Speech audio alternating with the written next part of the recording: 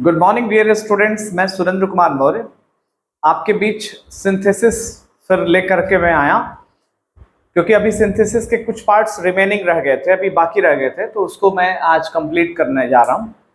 जैसा कि मैं आपको बता चुका हूं कि सिंथेसिस होता क्या है। सिंथेसिस कॉम्बिनेशन है। जब दो या दो से अधिक सेंटेंसेस को जब आप कंबाइन करके एक सेंटेंस जोड़ दे, एक सेंटेंस बनाते हैं, तो दैट इज कॉल्ड सिंथेसिस। तो अब सिंथेसिस में भी तीन पार्ट हैं, सिंपल, कॉम्प्लेक्स और कंपाउंड, जिसमें अभी मैं सिंपल पे चर्चा कर रहा था। सिंपल में मैंने पिछले 4 रूल्स समझा चुके हैं। अब 5वां रूल मैं बताने जा रहा हूं, rule number 5, to make simple sentence by using noun और फ्रेज इन एपोजिशन। ये एपोजिशन क्या होता है, पहले इसको समझ लेते हैं। एपोजिशन की मीनिंग होती है साइड बाय साइड। मीन्स जब एक ही व्यक्ति से रिलेटेड कोई नाउन है और उससे रिलेटेड कोई फ्रेज आ रहा है, तो उसको साइड बाय साइड रखते जाएंगे।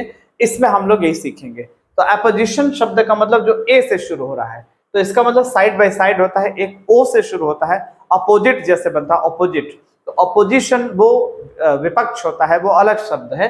ये एपोजिशन है, ए से शुरू हो रहा है। तो आइए देखते हैं इस रूल में क्या करना होता है। जैसे मैंने I have given one example. जैसे लिखा है कि Rakesh is the best boy of the class, पहला सेंटेंस है। फिर दूसरा सेंटेंस है ही इज द मॉनिटर, वह मॉनिटर है। तो there are 2 sentences here, 2 sentences यहाँ पर हैं। तो पहले हम बात किसके बारे में कर रहे हैं? राकेश के बारे में कर रहे हैं, इसलिए पहले हम राकेश को लिख लेंगे। इस नाउन को पहले हम लिख लेंगे। अब इस नाउन के बारे में जो भी बातें आई हैं, जो भी और फ्रेजेस आए हैं, जो भी और नाउन आए हैं, सब उसको साइड बाय साइड रखते जाएंगे। तो राकेश क्या है?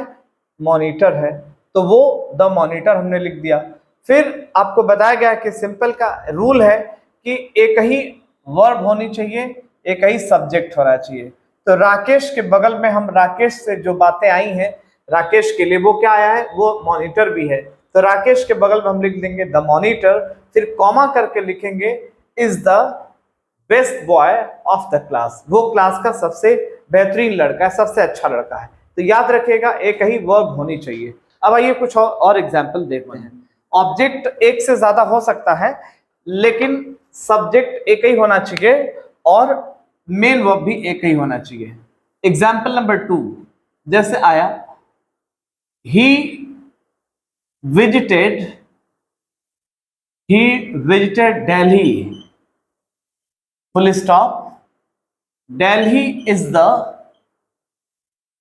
capital of India. Delhi is the capital of India. Delhi जो है भारत की राजधानी है। तो यहाँ पर आप जब इसको सिंपल बनाएंगे, दोनों सेंटेंस को जोड़ेंगे, तो आपको एक ही सब्जेक्ट लेना है और एक ही मेन वर्ब लेना है।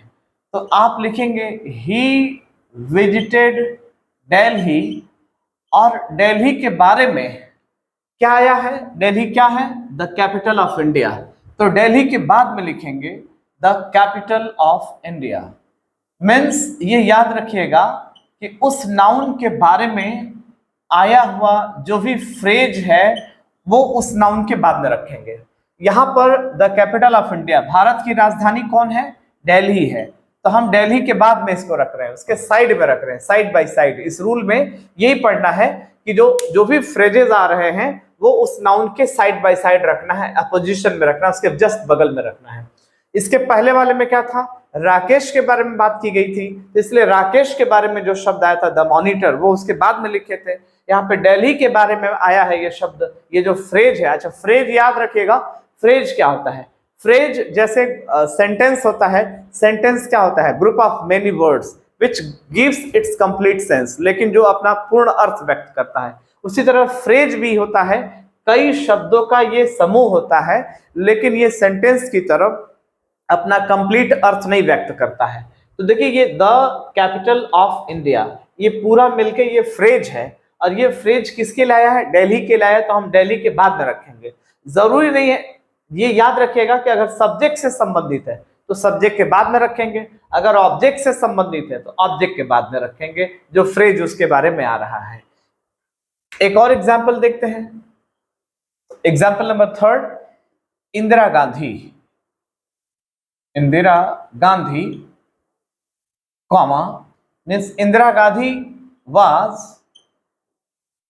The daughter of Pandit Jawaharlal Nehru, the daughter of Pandit Jawaharlal Nehru, Pandit Jawaharlal Nehru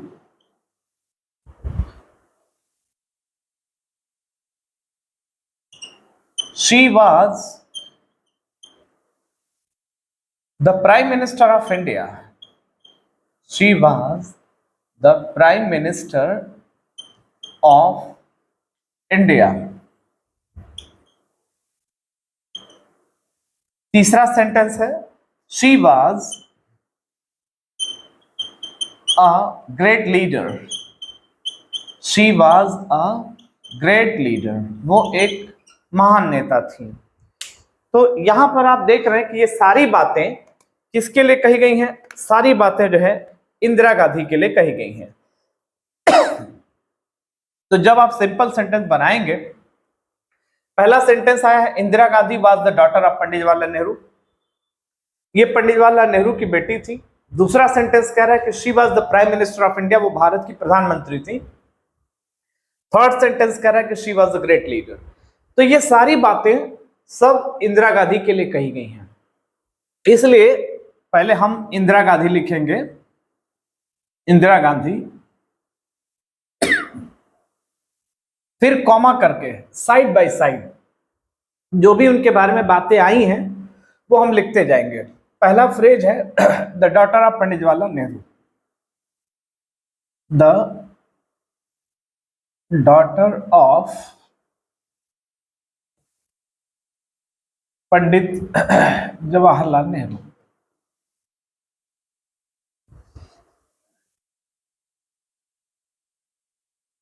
comma the prime minister of India,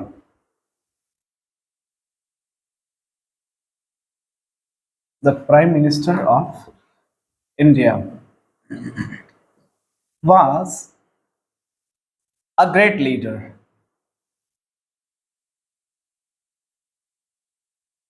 तो ये चीज ध्यान रखेंगे कि ये बातें सब इंदिरा गांधी के बारे में आई हैं, इसलिए पहले हमने इंदिरा गांधी लिखा, फिर उसके बगल में साइड बाय साइड रखते गए जो भी और फ्रेज आए हैं। तो the daughter of Pandit Jawaharlal Nehru, फिर comma the prime minister of India, फिर comma was a great leader, और एक ही वर्ब रखना है, थोड़ा ना आई नीड वाटर, तो एक ही वर्ब रखना है, वाज यहाँ पे वर्ब हो जाएगा, और बाकी ये सारे फ्रेजेस जो है साइड बाय साइड हम इंदिरा गांधी के बगल में रखते जा रहे हैं। Example number 4, Columbus was a famous seller, famous seller, seller means नाविक होता है। दूसरा सेंटेंस आया है he was an Italian, he was an Italian. Third sentence है ही डिस्कवर्ड अमेरिका, उसने अमेरिका की खोज की, ही डिस्कवर्ड अमेरिका। तो अब हम इसको सिंपल सेंटेंस में जब लेंगे तो याद रखेंगे ये सारी बातें किसके लिए आई हैं? कोलंबस के लिए आई हैं। तो पहले हम जिस नाउन के बारे में ये सारी बातें, सारे फ्रेजेस जो भी आ रहे हैं, पहले हम उसको लिखेंगे। कोलंबस लिख दिया, कोलंबस। अब कॉमा करके उसके बारे में और जो आया है वो लिखेंगे, अ फेमस इटालियन सेलर। वो कौन सा, कहां का था? इटली का रहने वाला था, इसीलिए हम इटालियन सेलर कह रहे हैं। A famous Italian seller, Italian seller. अब एक ही वर्ब लेना है, उसने क्या किया था? अमेरिका की खोज की थी, तो डिस्कवर्ड अमेरिका हम लिखेंगे, डिस्कवर्ड अमेरिका। तो ये याद रखेंगे कि एक ही मेन वर्ब लेना है, और ये कोलंबस के बारे में ही सारी बातें आई हैं, इसलिए हम कोलंबस के बगल में साइड बाय साइड रखते जाएंगे। इसी को हम या करके ऐसे भी लिख सकते हैं, Columbus comma, Columbus comma the discoverer of America, वो डिस्कवर्ड किया था, अमेरिका की खोज किया था, तो हम इस वर्ब को नाउन बना सकते हैं। तो द डिस्कवरर ऑफ अमेरिका, उसने डिस्कवर्ड किया था अमेरिका को।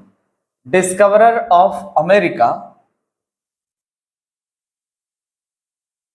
वाज, अब ये वर्ब ले लेंगे हम, वाज को ले लेंगे, कॉमा करके लेंगे, was a famous Italian seller, was a famous Italian seller. तो इस तरह से आपको बात समझ में आ गई होगी कि यहाँ पे जो डिस्कवर्ड वर्ब था उसको हटा के हमने उसका नाउन ले लिया, डिस्कवरर लिख दिया, डिस्कवरर, और वर्ब हम वाज को ले लिए। तो कोलंबस के बारे में ये सारी बातें आई हैं। Columbus comma the discoverer of America comma was a famous Italian seller. तो डियर स्टूडेंट्स, ये हमारा रूल नंबर 5 था, जिसमें मैंने आपको समझाया कि किसी भी नाउन के बारे में जो भी फ्रेजेस आए हैं उनको साइड बाय साइड रखते जाइए, और इससे रिलेटेड जो एग्जाम्पल हैं वो और आपको अच्छे से समझ में आएंगे अगर आप एक्सरसाइज कर लेंगे तो। Rule number 6, to make simple sentence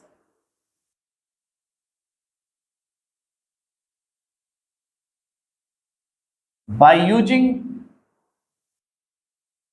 adverb or adverbial phrase, by using adverb or adverbial phrase, ये हम लोग सीखेंगे। इसमें हम सीखेंगे कि एडवर्ब या एडवर्बियल फ्रेज का यूज करके और हम कैसे सिंपल सेंटेंस बनाएंगे, ये हमारा प्रयास है। जैसे एग्जाम्पल आया कि he solved that question full stop। फिर आगे है it took him no time, it took him no time means इसमें यह कहा गया कि उसने उस प्रश्न को हल कर दिया, it took him no time, और उसको कोई समय नहीं लगा इसको हल करने में। तो अब हम जब इसको सिंपल में बनाएंगे तो एक ही सब्जेक्ट लेना है ही, और एक ही मेन वर्ब लेना है सॉल्व। अब उसने सॉल्व कर दिया किस चीज को, उस प्रश्न को, दैट क्वेश्चन। अब इन नो टाइम, यहां पे जोड़ देंगे इन नो टाइम। तो ये हो गया आपका एडवर्बियल फ्रेज, इसको हम बोलेंगे एडवर्बियल फ्रेज है। ये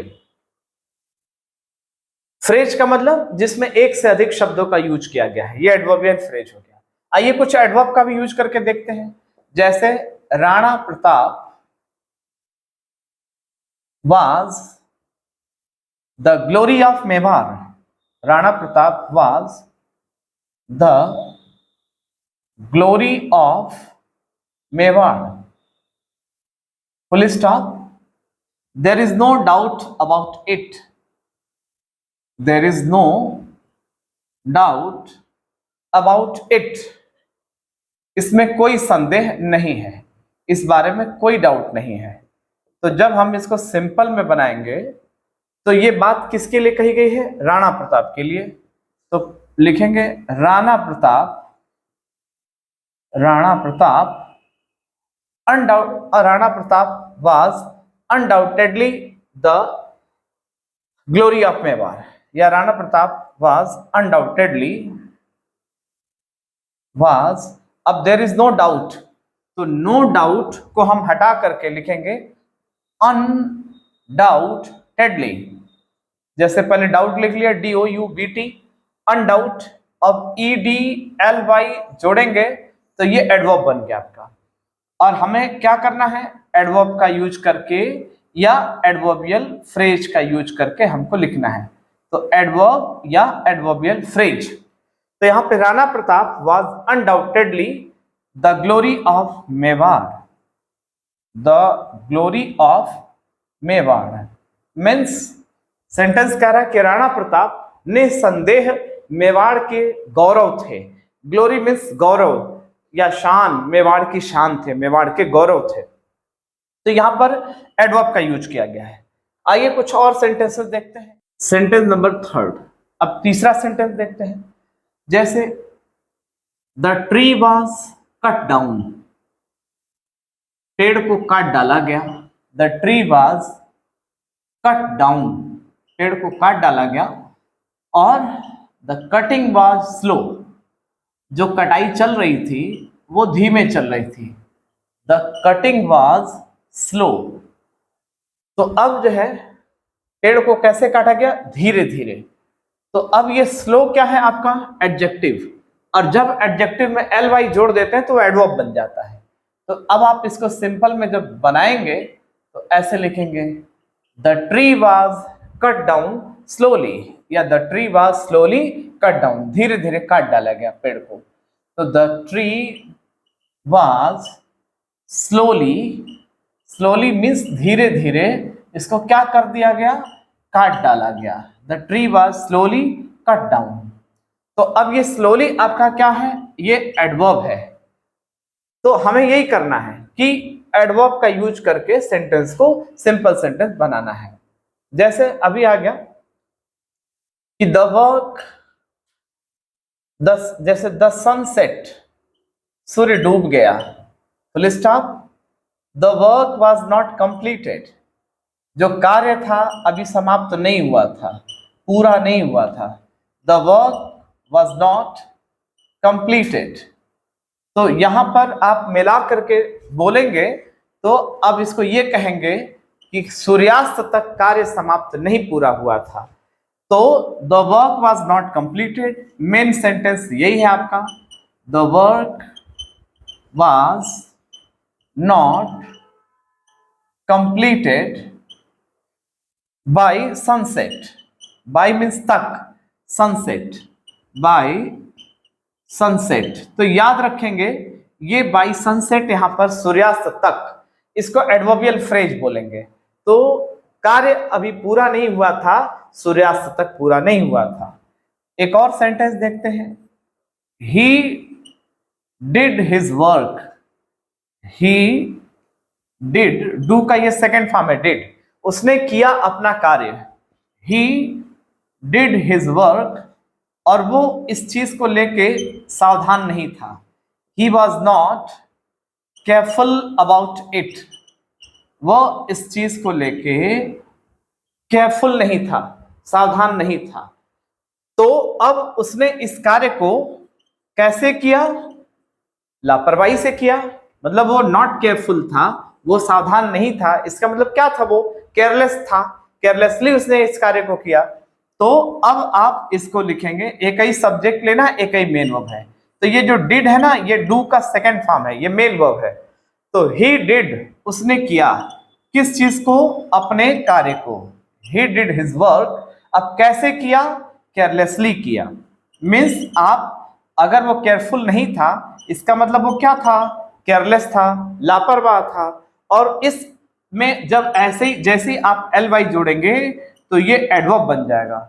मीन्स उसने अपने कार्य को केयरलेसली किया, लापरवाही से किया। तो केयरलेसली मतलब लापरवाही से उसने अपने कार्य को किया। तो एक ही सब्जेक्ट और एक ही मेन वर्ब, और ये देखिए आपका ये एडवर्ब हो गया। तो आई थिंक आपको ये बात समझ में आ गई होगी कि हम कैसे जो है एडवर्ब का यूज करके या फिर एडवर्बियल फ्रेज का यूज करके सिंपल सेंटेंस कैसे बनाते हैं। तो ये हमारा रूल नंबर 5 भी फिनिश हो गया। और अब एक वन मोर एग्जाम्पल, एक और एग्जाम्पल इसमें का दे देता हूं। Example number 5, they played cricket. Way cricket खेले, दे प्लेड क्रिकेट, और दे वर हैप्पी, वो खुश थे। जब वो लोग खेल रहे थे क्रिकेट तो वो लोग क्या थे? हैप्पी थे, खुश थे। Happy is adjective. अब आप इसको जब सिंपल में बनाएंगे, एक सेंटेंस बनाएंगे, तो ये कहेंगे कि वे क्रिकेट प्रसन्नता पूर्वक खेले।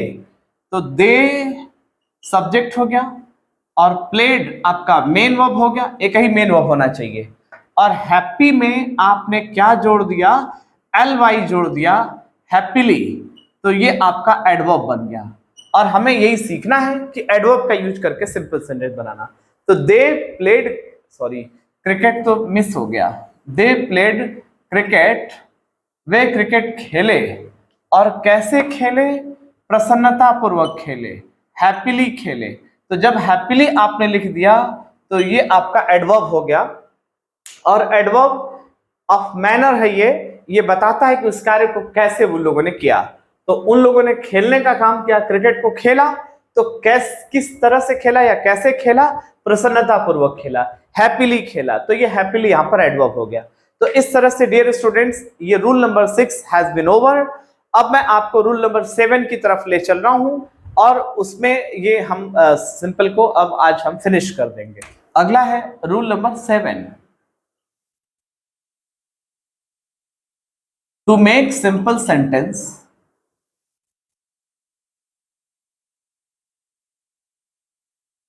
by using adjective, by using adjective, adjective का यूज करके, एंड या फिर by using adjective and conjunction and, और conjunction इसमें conjunction and का यूज करके। बस ये हम लोग, ये लास्ट हमारा रूल है सिंपल का। इसके बाद मैं आपको कॉम्प्लेक्स और कंपाउंड फिर नेक्स्ट लेक्चर में पढ़ाऊंगा। एग्जाम्पल देखें, जैसे आ गया कि a boy came to my office, एक लड़का मेरे ऑफिस आया। A boy came to my office, full stop. The boy was blind, लड़का अंधा था। The boy was blind. तो अब यहां पर आप सेंटेंस को जब जोड़ेंगे सिंपल में, तो एक ही सब्जेक्ट और एक ही मेन वर्ब लेना है। एक लड़का मेरे ऑफिस आया और लड़का ब्लाइंड था, लड़का अंधा था। तो कैसा लड़का मेरे ऑफिस आया? एक अंधा लड़का मेरे ऑफिस आया। तो ये जो ब्लाइंड है ये एडजेक्टिव है, और इस एडजेक्टिव को हम कहां ले आएंगे? बॉय से पहले, क्योंकि ये किसके बारे में बता रहा है? बॉय के बारे में बता रहा है। तो आप ऐसे लिखेंगे, अ ब्लाइंड बॉय, एक अंधा लड़का। अ ब्लाइंड बॉय, ये आपका पूरा सब्जेक्ट हो गया। अब एक ही मेन वर्ब लेना है, केम, आया। अब कहां आया? Came to my office, means a blind boy came to my office. Came यहां पर आपका मेन वर्ब हो गया। एक ही मेन वर्ब रखना रहता है, ये कम का सेकंड फॉर्म है। तो एक ही सब्जेक्ट और एक ही मेन वर्ब, ये याद रखिएगा, सिंपल का रूल है। और यहां पर हमने एडजेक्टिव को कहां सेट कर दिया? बॉय से पहले, इस नाउन से पहले, क्योंकि इस नाउन की ये विशेषता बता रहा है। एक और देखते हैं, जैसे आया कि आई हेल्प्ड, मैंने मदद किया। आई हेल्प्ड अ मैन, मैंने एक आदमी की मदद की। द मैन वॉज लेम, और जो आदमी था वो लंगड़ा था, लेम था। लेम मीन्स लंगड़ा, ये एडजेक्टिव है। अब हम क्या करेंगे? इस एडजेक्टिव को ले आकर के और हम कहां रखेंगे? इस मैन से पहले, क्योंकि वो ये लेम शब्द किसकी विशेषता बता रहा है? मैन की।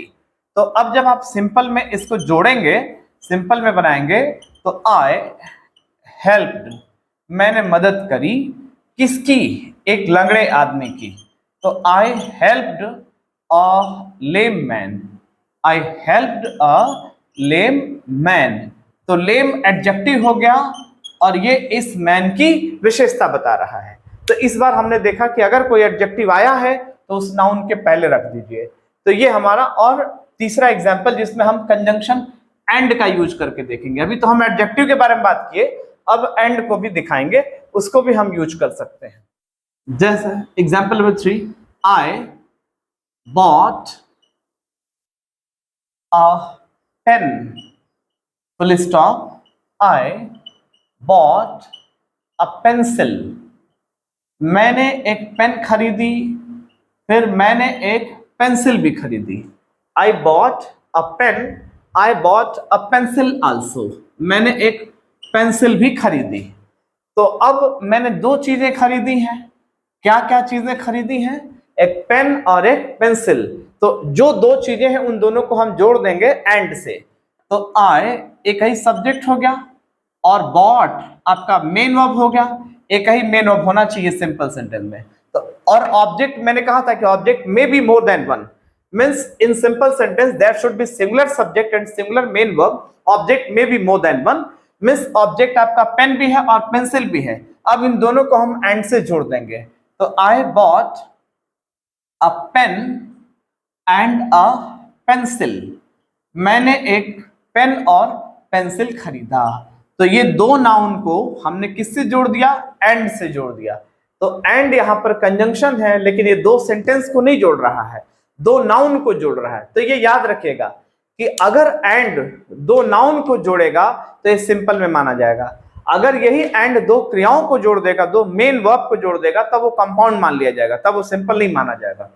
एक और एग्जाम्पल देते हैं, जैसे नंबर 1, जैसे आ गया रवि वेंट टू कानपुर, रवि कानपुर गया, full stop, his brother also, उसका भाई भी कानपुर गया, his brother also went to Kanpur, went to Kanpur, उसका भाई भी कानपुर गया। तो अब दो जाने गए यहाँ पे कानपुर, दो लोग गए, तो अब हम क्या करेंगे, पहले सिंपल बनाते समय रवि पहले लिखेंगे, Ravi and his brother, Ravi and his brother, ये दो नाउन हैं, ब्रदर ब्रदर भी नाउन है और रवि भी नाउन है। इन दो नाउन को हम जोड़ रहे हैं, Ravi and his brother went to Kanpur, Ravi और उसका भाई कानपुर गए। तो ये हम लोगों ने देखा, एक ही मेन वर्ब होना चाहिए। तो सिंपल सेंटेंस में आप कंजंक्शन एंड का भी यूज कर सकते हैं, लेकिन दो नाउन को जोड़ने के लिए। जैसे यहाँ पे हम दो वस्तुओं को जोड़े थे, यहाँ पे दो व्यक्तियों को जोड़ रहे हैं, दो सब्जेक्ट को जोड़ रहे हैं। तो दो व्यक्तियों को भी जोड़ सकते हैं, दो वस्तुओं को भी जोड़ सकते हैं, लेकिन वर्ब को नहीं जोड़ सकते हैं। दो वर्ब को जोड़ेंगे तो कंपाउंड मान लिया जाएगा। जैसे उस पर मैं बता दूं, उसको क्लैरिफाई कर दूं कि अगर आपने लिख दिया, जैसे आ गया वह खाया और पिया, वह खाया और पिया, तो ही एट एंड ड्रैंक, ड्रिंक का सेकेंड फॉर्म ड्रैंक। तो यहां पर आपने क्या किया, दो क्रियाओं को जोड़ दिया, दो वर्ब को जोड़ दिया एंड से, तब ये जो है ये सिंपल नहीं माना जाएगा, इसको कंपाउंड माना जाएगा। तो ये याद रखिएगा कि एंड का यूज होएगा सिंपल में, लेकिन दो नाउन को जोड़ने के लिए, दो क्रियाओं को जोड़ने के लिए नहीं। ये अगर आपने कह दिया कि वह गाया और डांस किया, तो ही सिंग का सेकेंड फॉर्म सैंग एंड डांस्ड, वह गाया भी और डांस भी किया। तो एंड से हमने क्या किया, दो क्रियाओं को अगर जोड़ दिया तो ये कंपाउंड मान लिया जाएगा, इसको सिंपल नहीं माना जाएगा। तो इस बात को भी ध्यान रखेंगे, ऐसा नहीं कि एंड से किसी को भी जोड़ दें आप। तो एंड से दो नाउन को अगर जोड़ेंगे तो ये सिंपल का रूल है। तो इस तरह से डियर स्टूडेंट्स, हमारा जो है ये रूल्स मैंने सारे आपको, सिंपल सेंटेंस के जितने भी रूल्स होते हैं मैंने सारे रूल्स मैंने आपको पढ़ा दिए हैं।